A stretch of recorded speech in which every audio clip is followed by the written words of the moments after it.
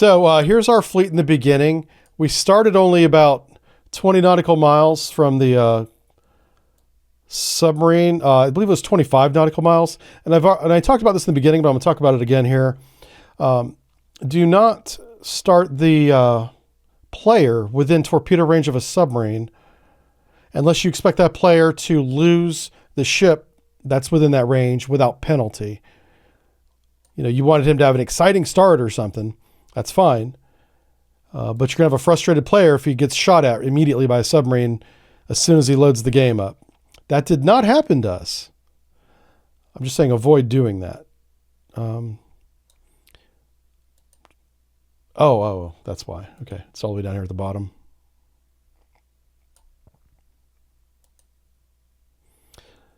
Let's pick the other one. There we go.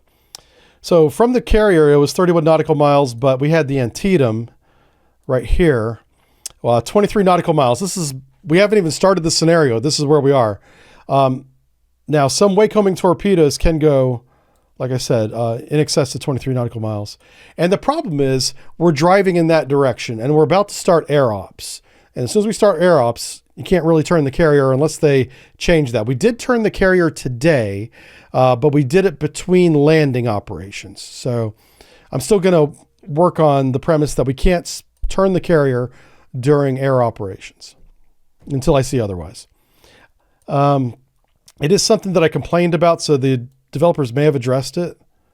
So the very first thing I did, as you can see here, is I turned the whole fleet around before I launched a single aircraft because there was a submarine out there. And I'm like, okay, now that we're heading south, now we can launch aircraft.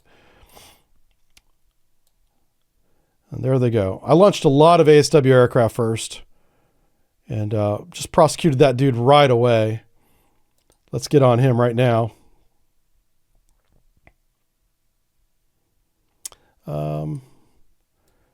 What's a good plane to check? How about you? What's your name? Okay. Oh, the torpedo's already in the water here. So let me back up a little bit. All right, so we hit the play button here.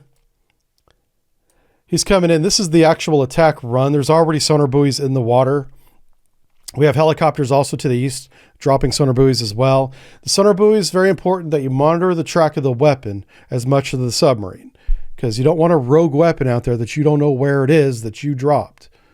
So you're tracking both. And he gets to within 1.5 nautical miles. You know, he's only about 50 feet off the deck. He drops the torpedo. It's parachute deployed. And now we're going to switch to the torpedo. Torpedo's 1 nautical mile away.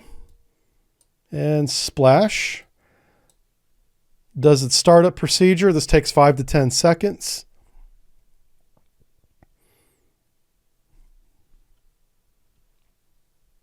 All right, and now it's beginning its search. It knows there's a target nearby. And there's all sorts of different patterns you can put in the Mark 54. The game doesn't let us select any of those because it's supposed to be more of an operational level thing, but just be aware that there's a lot to dropping a torpedo. You can just yeet the thing out the back, but before you do that, there's a lot of steps involved. Plus our torpedoes, especially the Mark 54, are very intelligent. If you told it nothing, it would figure it out. Yeah. So it's starting to do its search, which is a slow turn to the right. We got a little lucky that it turned towards the submarine and not away. I'm going to speed up time here a little bit. All right, so he immediately begins yeeting out noisemakers and trying to maneuver away from it. Airplanes overhead watching the action happen. We have, like I said, sonar buoys in the water, and we're basically in a single circle fight. This it's a nuclear submarine. It's a Han, but the Mark 54 finally gets enough of its nose around to kind of get him, and there he goes. Let's slow back down again. It's calculating the intercept course, changing depth and speed. Doesn't matter. First hit, and he is destroyed. All right, that was the first casualty. We don't know about the second submarine just yet.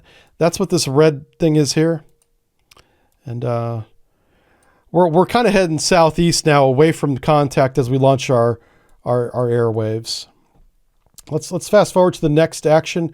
All these aircraft that you see here are electronic warfare planes. We have a 4-ship of F-14s overhead protecting everybody, and we're about to start launching our long-range bombers. Anti-radar first, then anti-land attack with the slammers, standoff range, land attack missile, SLAM, extended range is the ER. And then we had the anti-ship A6s as well. Those are all going to launch right now. All right, and we have some combat going on. So we got the Diamond. Oh, yeah. Let's go to him. This is our F-14s. They're shooting very long-range AIM-120s at a group of H-6 bombers. This is the Chinese bombers. They have a ton of these things, multiple different variants, both MPA, naval attack, and land attack. In this case, it's just H-6. It doesn't get that detailed. And it kind of doesn't matter because the AIM-120 Delta is very good, and the bomber is very slow. It's really depending. These bombers are depending on chaff flare and ECM, and it does not work against the Delta variant of the AIM-120. And the 174 that we just built, good luck dodging that thing. That thing's so good it shot down our planes. Yeah, that's how good that one is. So they're coming with a follow-up attack after the first wave of AIM-120s. Just to wrap these 3 guys up here. They don't stand a chance. They probably know it too. They just know that they have to try and burn through this attack so they can get to launch point. And they will. They will launch an anti-ship cruise missile at us. I think they get 2 off, actually. We had a little bit of bad luck with that last shot. So there it goes. The YJ-12 is being launched. This is a supersonic 2,600 knot missile. That's at altitude. As it gets down, it slows down significantly, but it's still very fast, and that's coming for our carrier.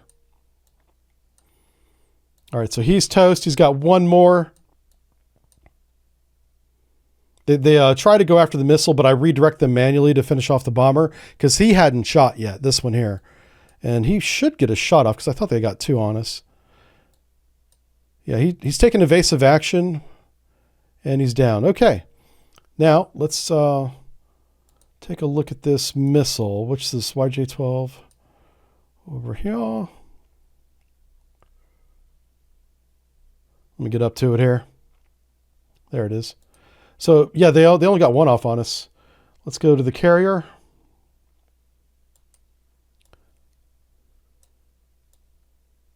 I thought they had 2 at us. So, here's the RIM 66 shooting the YJ-12.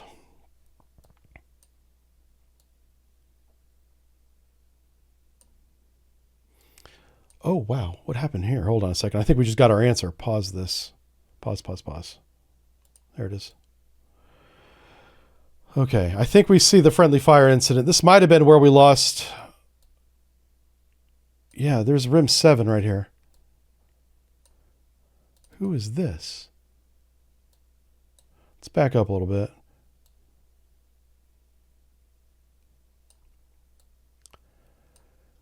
Oh, I see. So this plane here is going to shoot an AIM-7 at it, I think. All right. So, oh no, those 2 are okay. Those are ship-based.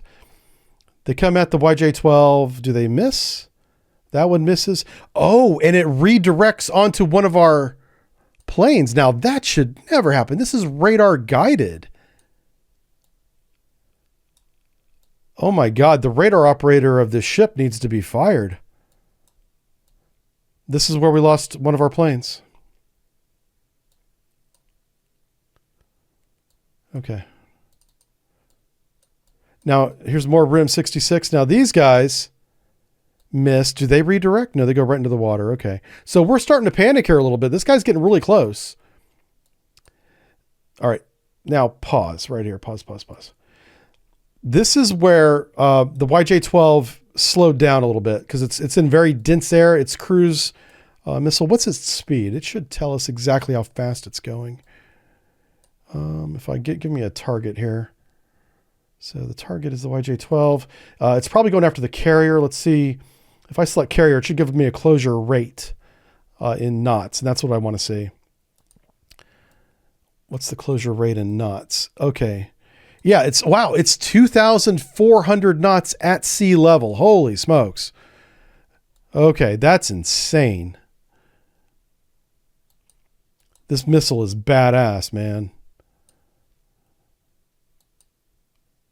More RIM 66 after it, and that finally does destroy it. So the airplane that we saw shot down, that must have been one of the F-14s that I saw. I'm trying to figure out when we lost an A6. This guy's Winchester because he spent all of his ammo shooting down bombers. This guy is the remaining flight. This is flight lead. He's got a couple missiles left. He's going to shoot down these bombers, or this fighter rather, this JF-1F. And he's going to come up here, and he becomes our forward radar, essentially, because the radar on the F-14 is very good. And this is where we figure out we got two fleets. We have a bunch of friendlies or neutrals from Oslo, and their Navy is escorting some Oslo tankers out of the Persian Gulf in the midst of this battle. We cannot have a friendly fire incident on them. So this guy's an absolute Chad. This F-14's by himself, flying up the coast of Iran unopposed and just knocking down airplanes one after the next. And he finally, I think he's down to like one missile at this point. If I shoot the last missile, he'll automatically go back to base. So I just leave him up here until I can get some relief up in this area. Because I see now I've got my work cut out for me. We've got two fleets, and we have Kharg Island way the hell up there. Bandar Abbas. That's not, no, Bandar Abbas is down there. All right, well, that's not labeled properly, but maybe they don't have all the names in the game right. And that's it, unfortunately. Okay, so this plane comes up to relieve Diamond 5-1. But that's the end of the recording. It did not record the whole thing. We only went to, when did we begin? We did get an hour. No, we got 2 hours of recording. That's really good. But we should have a second ACMI file, and we do not. So I'll next time I talk to Julian and Martin, I'll ask them if they are aware of this and if it's something that they can fix, or is it on Tacview side? And Tacview doesn't, I don't know if they even can do anything about that. I don't know anybody from Tacview, so. But really good battle. It was a great scenario sent. Good job. We learned that the AIM-174, after it misses, will pitbull to another target. And in this case, it was an F-14, shot it down. Not good. All right. Thanks for watching, everybody. That's the end of this stream. And I'll get this edited up on YouTube as quickly as I can. And we'll see you guys next Wednesday. You want to make this a regular thing? I do. Let's see if we can start doing this on Wednesdays.